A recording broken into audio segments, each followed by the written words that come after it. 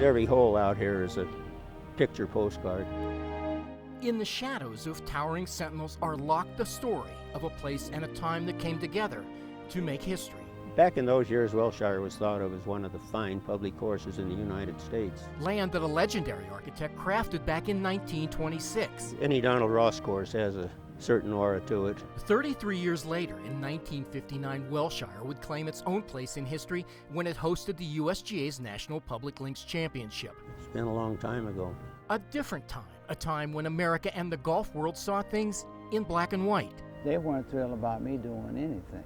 Bill Wright was 23 years old and a very talented golfer who simply wanted to prove it at Wilshire. It wouldn't be easy. The Golf Association in his hometown of Seattle did everything they could to stop him. They didn't want to get on the same plane with me.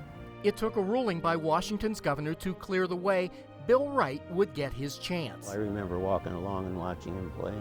Dan Hogan is with the Colorado Golf Hall of Fame and remembers America in 1959. Lots of unrest. Troubled times. Unrest and trouble that for 1 week in Denver gave pause. The galleries took to him and he was treated well by the people and became a big favorite by the time he won a couple of matches. Maybe they sensed a change, or maybe they simply sensed they were watching history. I can't explain it. It was wonderful. It was a good feeling. And during one of Bill Wright's matches, he showed the golf world he had more than a game. They were making noise while the other guy was putting. So he stepped in and spoke up. Thank you for pulling for me. At the same time, I want to beat him. I don't want you to beat him. Bill Wright went on to win that match. I remember almost everything that happened. Then came the final match. It was down to this. I was putting well. Here, on the 16th hole at Wilshire, I beat him 3-2.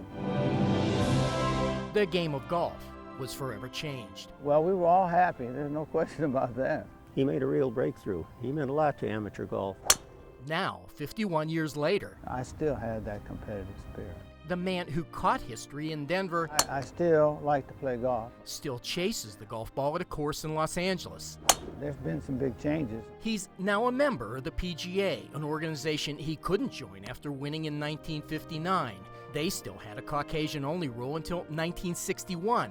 The game and the country began to change. I think he had a lot to do with that, perhaps. History remembers Bill Wright as the first African-American to ever win a USGA championship. But as he told a sports writer the day he won, for him, it was never about that. And I told him this is not about anything but golf. Years later, the memories of Wilshire are unchanged. I remember number 18. 479 yards and 51 years that came together to make history. It was very important in my life. In Denver, I'm happy that it happened in Denver. this is Dave Delosier, 9 News.